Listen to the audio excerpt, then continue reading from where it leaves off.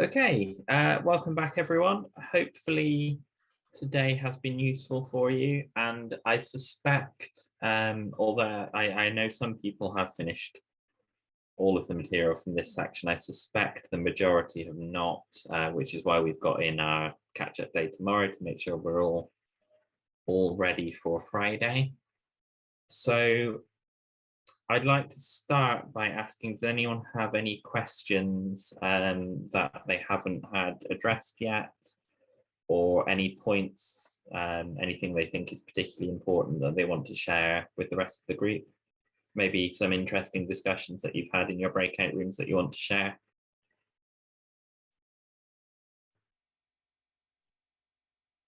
Not sure it's very interesting, but at one point I was told that in modern Python your base classes should always inherit from object, and so I do that, but for me it's a kind of cargo cult. I'm not actually sure what I'm getting out of that. That's a very good question, and I like the use of the word cargo cult as well. And for anyone who's not come across that term before, a cargo cult is particularly a common phrase in software engineering where we do something, but we can't remember why we do something. We don't know what the purpose actually is, just someone told us to do it, so we do it now. Inheriting from object was how we used to do things in Python 2. In Python 3, it has no effect. So if you're writing code that will only ever be run in Python 3, you don't need to do that anymore. The reason why we used to do that in Python 2 is that during the course of Python 2, they introduced two different ways of doing object-oriented programming. There were two different class systems which existed in parallel. The older one was there from the beginning of Python 2. The newer one, to create a class under the newer one, you had to inherit from object. I think it was added in Python 2.3, so it's quite old. Probably 20 years ago it was added to Python. But in Python, in versions of Python 2, you had to opt into the new class system by inheriting from object. In Python 3, they've got rid of the old one. There is only the new one. So all classes in Python 3 do inherit from object, whether you say so or not. So in practice, we don't bother saying that they inherit from object anymore. And I wonder if someone can check in the background as to which version of Python 2 added that extra class system.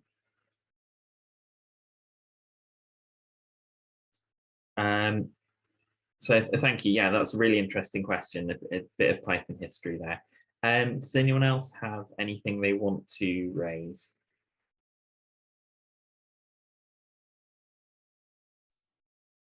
There was a question in our group about the use of static methods in classes, and I struggled to come up with a useful example. So what we talked about is that these static classes are utility functions that don't really depend on the data or the state of the actual class, but they are common for the whole class. And I think I managed to come up with an example. For if you have, for example, functions to convert temperatures between different units, that could be an example of a function, of a static function or a static method that's useful across maybe all temperature classes, all instances of temperature classes. But I'd like to see if anyone else can come up with a better example. And my brain froze and I just couldn't come up with anything. I think in astronomy, some of the classes from AstroPy might be good examples. So there's things like the coordinates package, which has to convert between reference frames. I haven't actually looked at the code, so I don't know how they've implemented it, but that would be a very good use case. Yeah, those I think are both good use cases of that. A static method in a class really is equivalent to a function outside of a class in that it doesn't depend on an instance, and it doesn't really depend on the class itself, because we have class methods which depend on the class itself. So with any static method, you do always have the option to make that a function outside of the class, and where you put that really comes down to where you think it's likely to be used. If it's only ever going to be used by code inside that class, then to me at least, it makes sense to make it a static method on that class, because you know that it belongs there. Whereas if it's going to be used more widely, I would probably make it a free function outside of the class. Has anyone else got any thoughts on that?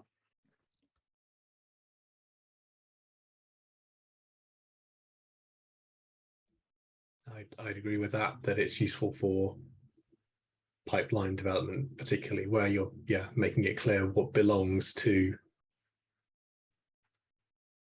the various components of the pipeline. Great. Are there any final questions or thoughts then before we move on to the next? I have a quick question, not about classes though, it's about the testing scheme. So in the solution to the exercise of building doctor class, etc., I see that the tests are very segmented. So there is a test, doctor name, and there's a test, is doctor a person, blah, blah, blah.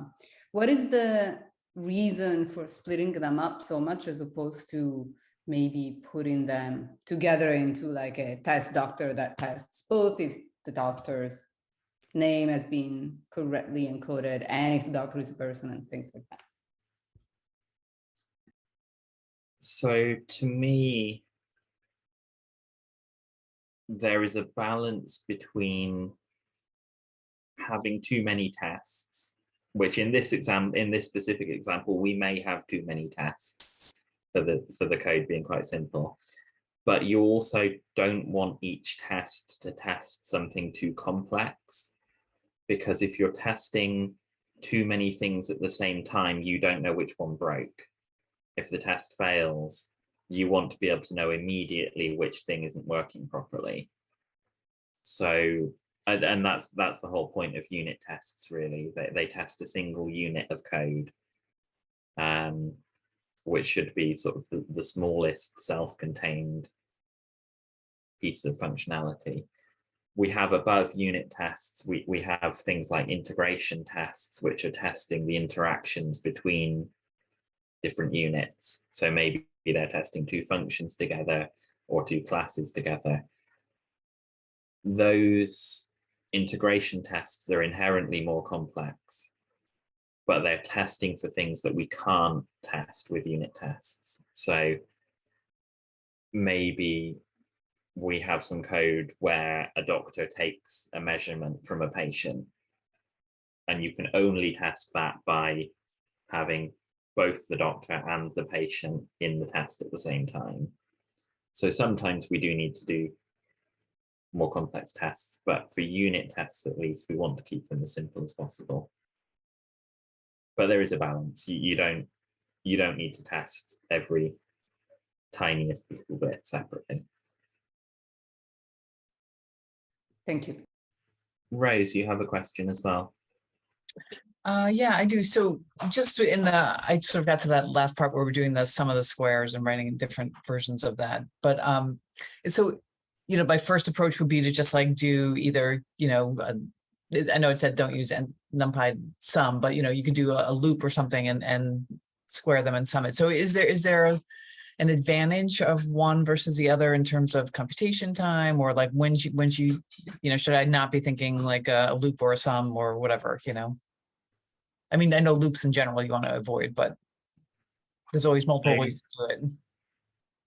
Yeah, so in the examples like these, we've sort of said don't use sum because sum is just obviously the correct answer.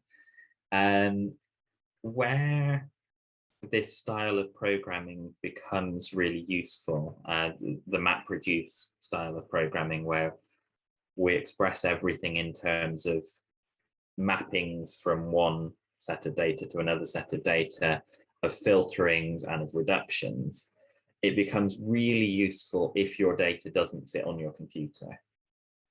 Because if your data doesn't fit on your computer, you can't possibly loop over all of it because it isn't there. With MapReduce, by the way we're structuring our computation, we guarantee that each part of that computation doesn't depend on any others. So when we do a map, for example, where we are taking an input array and we turn it into an output array, we are structuring that computation such that each element of the output array depends only on a single element of the input array. So if that is 1 billion items long and we have to spread it across multiple nodes in a compute cluster, or maybe we do parts of the calculation separately in time, we can be sure that it's safe to do those in parallel and the results don't depend on each other. So MapReduce is really good for big data where we can't process it all on a single node. There is one of the advanced exercises in there, I think, where we look at parallelizing a MapReduce model. And if you do have a go at that, you'll probably find that your first attempt at it won't be any faster. But with some playing around a bit, you can come up with some examples where you can parallelize Python code relatively simply without the risk of data dependencies and things like that. Does anyone else have any thoughts on that? I suspect there may be some things I'm missing there.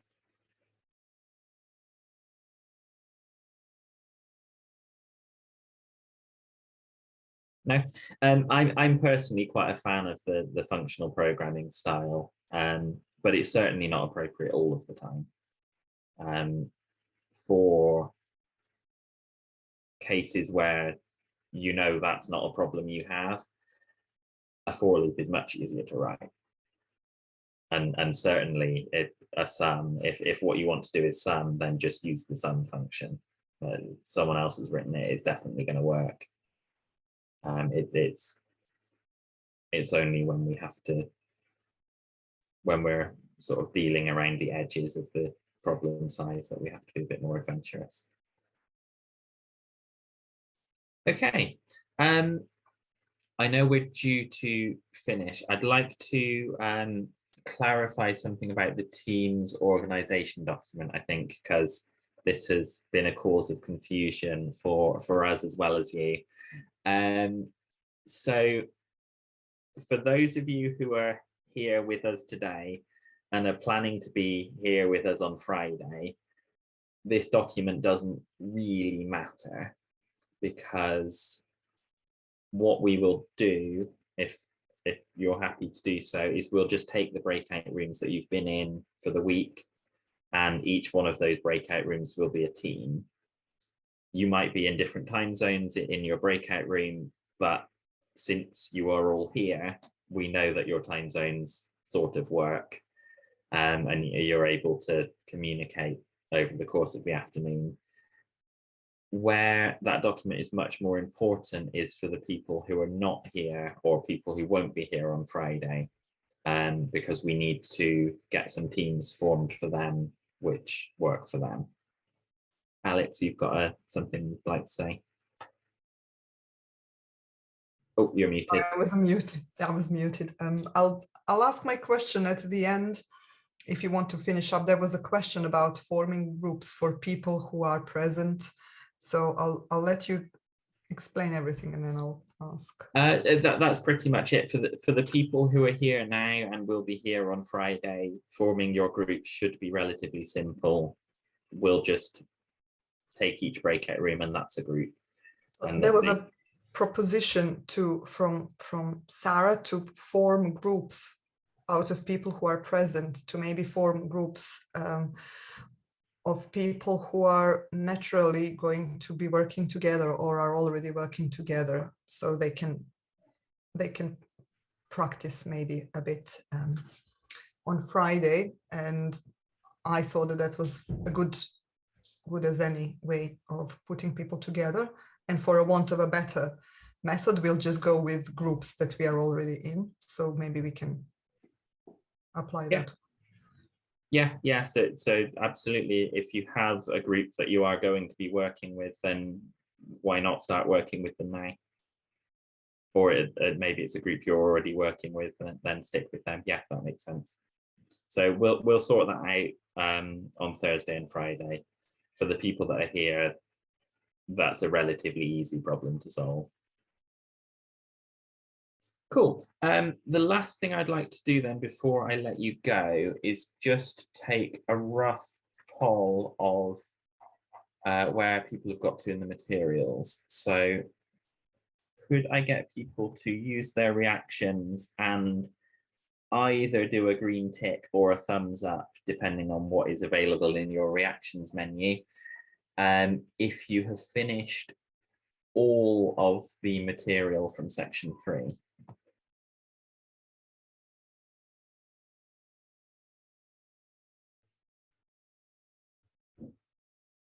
Okay, no people, that is pretty much as expected.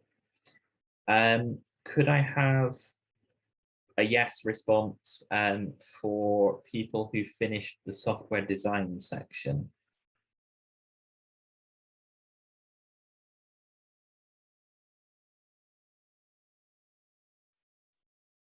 So we've got a few people who finished that section. Thank you, that's 4 yeses there. Could I have a yes from people who finished the functional programming section?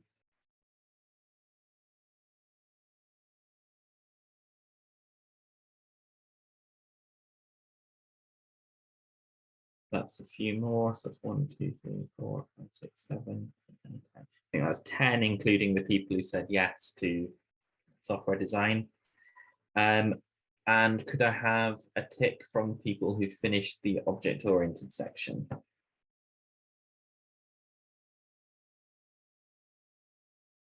That includes if you finished the later sections as well.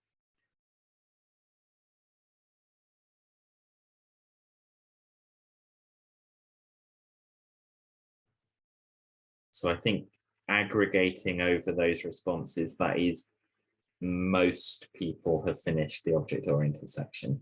Okay, so that all seems fine to me.